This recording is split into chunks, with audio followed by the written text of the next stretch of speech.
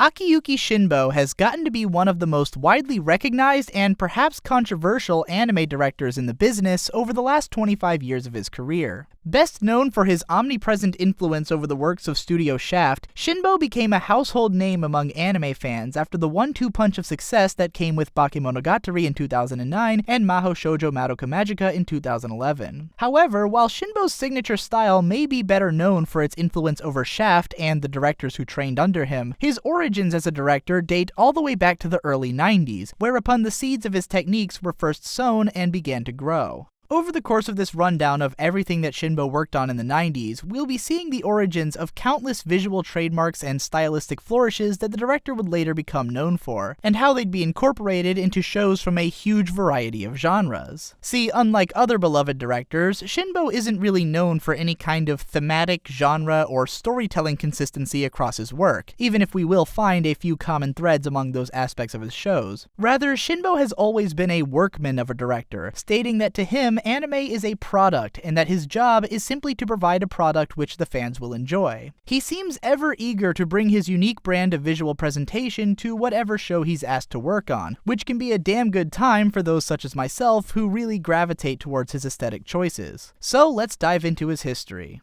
Shinbo's earliest known credits are as a key animator, working on the OVAs of the classic long-running 1980s series Urusei Yatsura, which he got started on soon after graduating college. He's also been credited for artwork on the 1989 Osamu Tezuka series Aoi Blink, though in both cases, examples of what he worked on specifically are unknown, at least to me. Shinbo would get his first major credits as an episode director, working on the 50-episode 1990 series Karakuri Kengo Den Musashi Lord with Studio Pierrot, alongside some of the other former Urusei Yatsura staff. Over the course of his career, Shinbo would find himself working with a lot of the same people on multiple shows, so I made a gigantic spreadsheet of who worked on what that you can follow via the link in the description if you're interested. After Musashi Lord, Shinbo would do his last minor key animation jobs for the 1991 Urusei Yatsura film Always My Darling and the 1992 Madhouse OVA Tokyo Babylon, before taking on the first major production role that would get him recognized. Most of the main staff who had worked on Musashi Lord would go on to take up major roles in the production of Yu Yu Hakusho from the same studio, which ran from 1992 through 1995, with fellow Musashi Lord episode director Noriyuki Abe taking up the helm as lead director. Shinbo would storyboard 13 and direct 19 episodes of Yu Yu Hakusho, with most of his work being during the Dark Tournament saga, and it would just so happen that he'd be given a lot of the biggest and most memorable episodes of the series, and that his distinct style would begin to shine through more and more as it went along. In episode 7, we first witnessed Shinbo's love of intense shading and single-color palettes during this shot with Yusuke and Kurama, which is the technique that we'll be seeing the most of over the course of this exploration of his work. Episode 12 features some animated backgrounds, which are pretty common to the series overall, but would later be used in a lot of Shinbo's future work as well. It also features one of the first somewhat gruesomely violent scenes in the show, with a brutally anatomical shot of Kuwabara's arm breaking, which is the kind of thing we'll see more of from Shinbo long into the future. Episode 30, though, is the first one to feature Shinbo really going all out with his trademark style, as a result of Hiei using his Dragon of the Darkness flame attack for the first time. Things very quickly get trippy as hell, with tons of single-color backgrounds, flashing lights, crazy effects animation, unique colors and shading, inverted colors, weird perspective shots, a fixation on eyeballs, spot coloring, and some neat line art effects to depict Hiei being on fire. It's a smorgasbord of cool-looking stuff, all of which does a perfect job of selling just how special this attack really is. Episodes 35 and 37 are less Shinbo-gasmic overall, but are noteworthy in that one features an evil doctor while the other features an evil nurse, both archetypes which will pop up a lot in Shinbo's future work. Episode 41 features more of Kuwabara's bones breaking, this time with a brief X-ray shot, which is also something that Shinbo has a predilection for across his career. Episode 45 sees Shinbo directing yet another of Hiei's fights, and bringing with him some of the same tricks for portraying their dark and powerful nature. This episode also includes some of Yusuke's torturous suffering in the cave, which has some very Shinbo-like coloring, though it does go through some of the episodes that he didn't work on. Shinbo then handled the epic climax of Yusuke's cave training in episode 47 with some more trippy imagery, and the first of a handful of animation cuts by Atsushi Wakabayashi, whose style of exaggerated movement and simplified character designs really stand out whenever they come up, up and are used in several of the Shinbo-directed episodes. Episode 52 is another big important one with some pretty cool cuts, but the most noteworthy Shinbo-like element is the brief use of cinematic widescreen aspect ratio, which has remained a trademark of his and later of Studio Shaft's work to this day. Episode 58 is the one that seemingly put Shinbo's name on the map, and is always mentioned when people refer to his work on this series. Once again, the episode centers on Hiei using the Dragon of the Darkness Flame, only this time the attack takes up the majority of the entire episode, and Shinbo pulls out all of the stops on making it as trippy and intense as possible. This episode features tons of killer key animation from Atsushi Wakabayashi, alongside others such as Masayuki Yoshihara and Shinsaku Kozuma, all coming together to create one of the most memorable battles in animation history. Rounding out the Dark Tournament saga, Shinbo was in charge of the incredibly strange episode 66, which features totally different looking character designs animated in often fairly strange ways, and a melancholic tone which doesn't quite feel like any other episode in the series. In a lot of ways, this episode sticks out like a sore thumb, but it's pretty interesting to see that an episode like this even exists in the middle of the show. From this point forward, Shinbo became far less involved with Yu Yu Hakusho, possibly as a result of taking his first job as a series director around this time in early 1994. The last episode to be especially Shinbo-like is number 74, which is possibly the most obviously Shinbo episode in the entire series. Besides featuring yet another evil doctor, the entire episode is filled with really intense shading and heavy use of black, giving the entire thing an almost gothic feel, which is reminiscent of his work on shows like The Soul Taker. If any episode could be pointed to and called the first ever example of Shinbo's signature style, then this would probably be the one. He would only direct 3 more episodes of Yu Yu Hakusho after this, but none of them were nearly as stylistically identifiable as the ones which he'd worked on up to this point. Shinbo made his debut as a series director working on the 13-episode TV anime Metal Fighter Miku, produced by JC Staff in 1994, and a majority of his work throughout the 90s would continue to be done with this studio. A few of the minor Yu Yu Hakusho staff members would come to do minor work on this series as well, most notably key animators Atsushi Wakabayashi and Shinsaku Kozuma, whom you'll remember from the Dark Tournament saga. One could easily be forgiven for not realizing Shinbo's involvement in this cute but very corny show about women's pro wrestling in power suits, especially in the early episodes, which don't carry many hallmarks of Shinbo's style. From episode 5 onwards is where Shinbo's trademarks slowly begin to bleed into the series, with a lot more dramatic shading and colors in certain scenes, as well as moments wherein the art and animation style suddenly change, or wherein there's a greater emphasis on effects animation. Episode 6 even contains a scene of a character using a special attack which bears some slight similarities to the animation techniques used for the Dragon of the Darkness Flame. In addition to this being Shinbo's first series about transforming superheroes, a genre which he would find himself involved with a number of times, especially in the 90s, Episode 10 features the first ever of Shinbo's trademark crucifixion images, perhaps the most common and striking motif in all of his work across his entire career.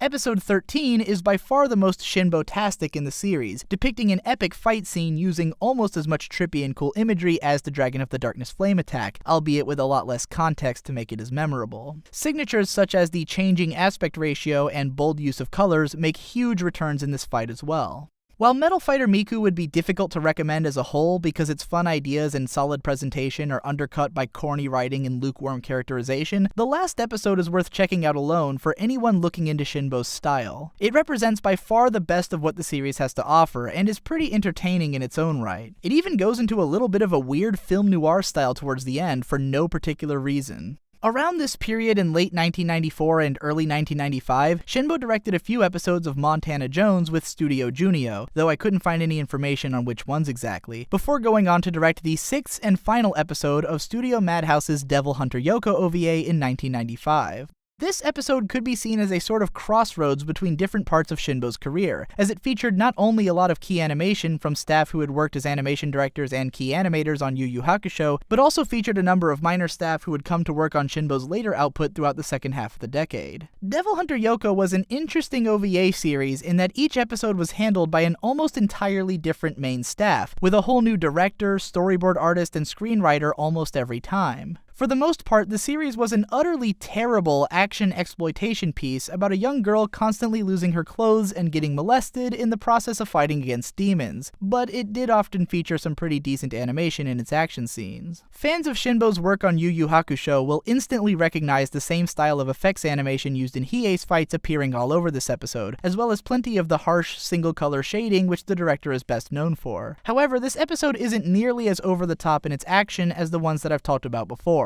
While probably the best and most entertaining episode of Devil Hunter Yoko, and closer to cute fun than the gross exploitativeness of some previous episodes, I still wouldn't say that this episode is really worth seeking out, as it doesn't bring anything to the table which Shinbo's other work from this period didn't do better. Meanwhile, back at Studio Pierrot in 1995, while Shinbo had taken a smaller role on Yu Yu Hakusho and gone on to direct for other studios, the majority of Yu Yu Hakusho's major staff, including director Noriyuki Abe, had moved straight into the production of another 50-episode shonen action series called Ninku, without Shinbo's involvement. However, when it came time for a Ninku film tie-in, Shinbo was brought on as a unit director, and even seemingly brought with him a couple of key animators who had worked on Metal Fighter Miku and Devil Hunter Yoko. It's difficult to say whether Shinbo actually had any creative involvement with this film, since none of it really reflects his style, but it might be worth checking out in general anyways. I watched it knowing nothing about Ninku, and left kind of wanting to watch the series, thanks to its consistently beautiful animation and fight choreography, and a fun personality that kind of reminded me of the One Piece films.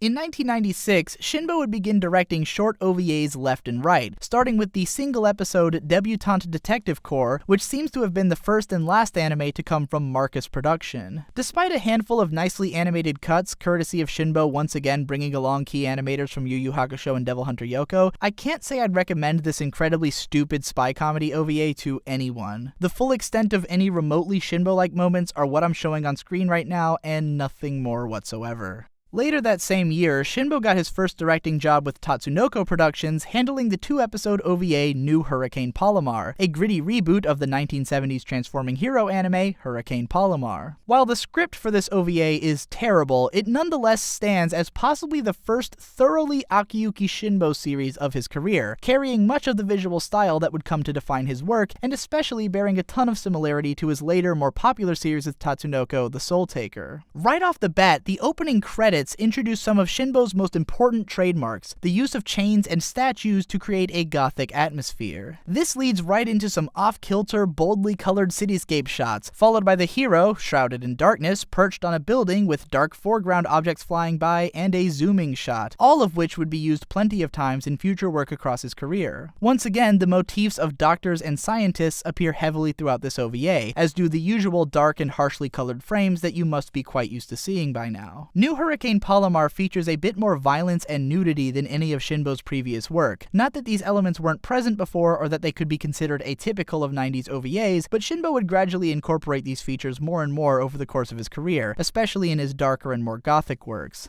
Some of his more uncommon trademarks make their first appearances too, such as the use of pained, screaming faces to show the hero exerting his powers. Throw in some eyeball fixation and cross-shaped grave markers at random, and you've got an OVA that positively screams Shinbo across a lot of its run. While I can't really recommend this OVA to general audiences on account of it being stupid and boring, I'd encourage hardcore Shinbo fans to give it a go just for how much of his signature style first appears here, and for the fact that it does contain some pretty alright fight animation.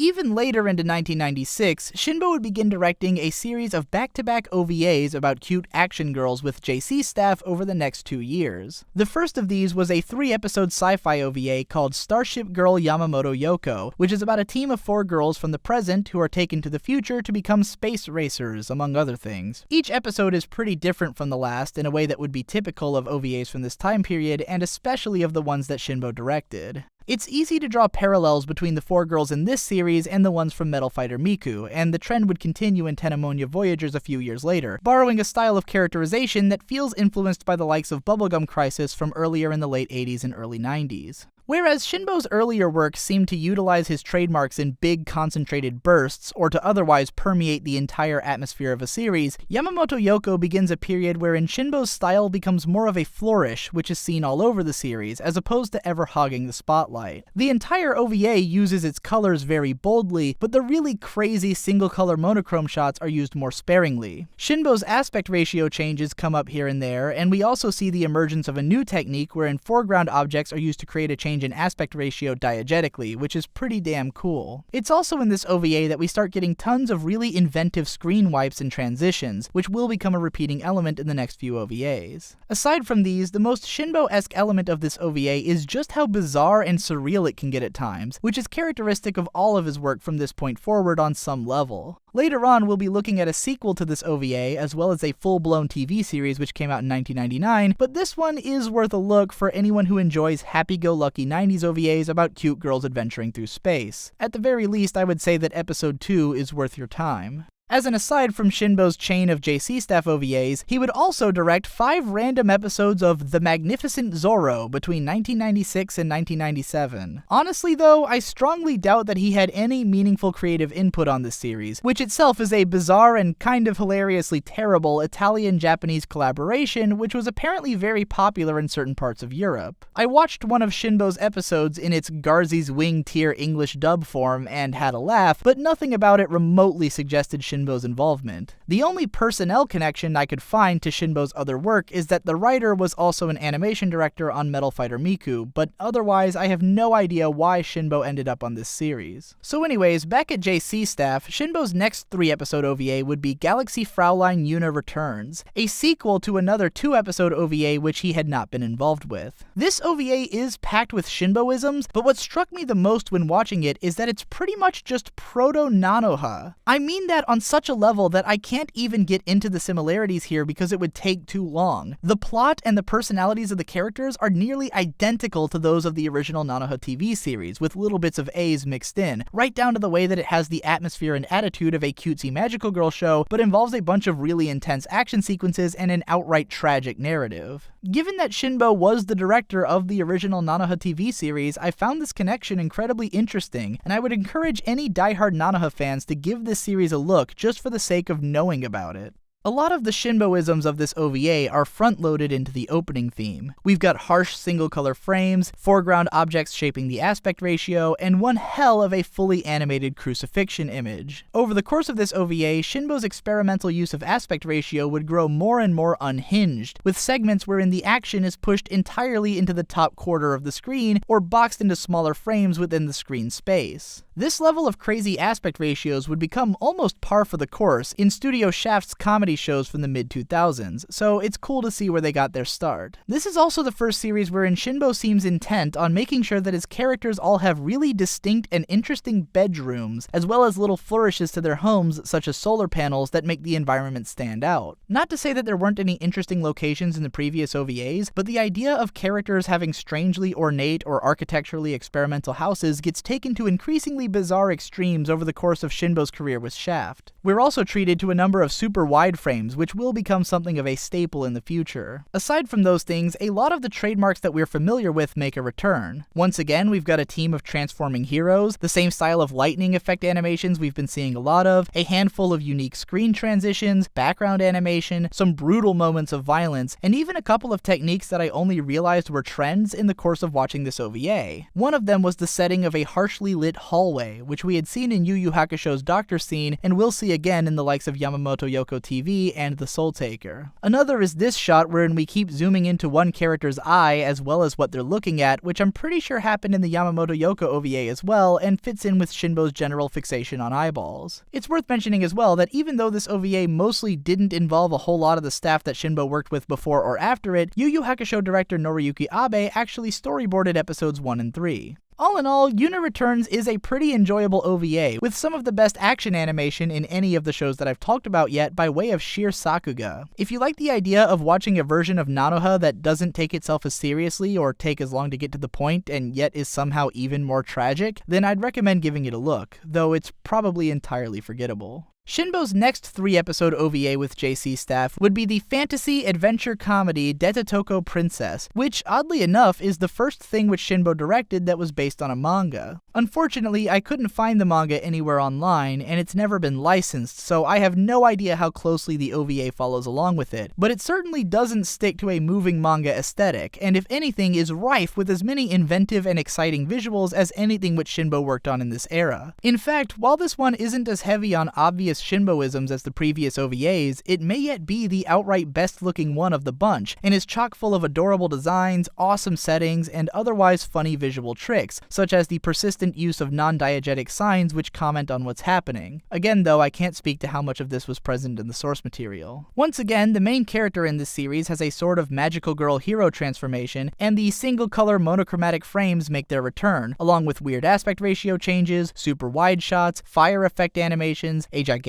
eyeball, and inventive transitions. We also get an X-ray shot for the first time in a little while, which is coupled with background animation, and all in the process of a bath scene. While there had been brief shower scenes or open-air bath scenes in Yamamoto Yoko and Yuna Returns, this is the first time that Shinbo uses one of the ornate standalone baths, which will become something of a staple in his future work as well, culminating more than a decade later in one of the most over-the-top and infamous bathing scenes in anime history in Nisei Monogatari. This is also the first instance of Shinbo having the main character speak directly into the camera from a distorted fisheye perspective. I'm not actually sure that he's used this a lot, but I'm certain that it appears at least once in his future work, as well as in other Studio Shaft shows, so I think it's worth taking note of. Shinboisms aside though, Detatoko Princess is a very cute and fun OVA that I can easily recommend to fans of the fantasy comedy genre. It's paced well, peppered with fantastic animation, and is all around quite pleasant. Rounding out this series of 3-episode JC Staff OVAs is a second batch of episodes for Yamamoto Yoko released in 1997. Story-wise, this OVA is more of the same, if a bit slower and more focused than the previous one, but it also introduces a few more of the visual tricks which Shinbo would be using from this point forward. One is the presentation of a huge blown-out window which turns out to actually be a monitor screen, which we will be seeing again in the Soul Taker. It's also the first instance wherein we see a character's face reflected in a multitude of glass surfaces all at once, which will start popping up in different forms from here on out. There's also a glasses-wearing character who is often presented with one eye hidden behind a light reflected on the lens, which will come up again in the Soul Taker as well. But whereas the first and third episodes of this OVA utilize Shinboisms more as window dressing in the same way that the last few OVAs have done, episode 2 is the first ever example of what I would like to refer to as a full-blown Shinbogasm. In this episode, the cast find themselves lost in a trippy gothic castle, and Shinbo pulls out just about every single aesthetic trick in his book. Nearly all of the things that I've talked about in this video so far come up again here, often in combination with one another. By now you can probably figure out most of them for yourself, but some noteworthy appearances include an incredibly ornate bathing scene that comes out of nowhere, the use of candles, statues, chains, crosses, stained glass, skulls, and blood to create a gothic atmosphere, a character speaking directly into a fisheye lens, and some eyeball fixation. There's even a moment wherein a character yells out "transformation" for seemingly no reason other than that Shinbo likes transforming heroes. This episode is easily the most thoroughly Shinbo thing to come out of the director's early career, going toe-to-toe with episodes of The Soul Taker or Petite Cosette in terms of sheer aesthetic overload. If you're a big-time Shinbo fan, then I definitely encourage giving it a look. Otherwise though, this OVA is hard to recommend. It's less fun or adventurous than the previous OVA, and outside of the crazy Shinbogasm of episode 2 is completely unmemorable.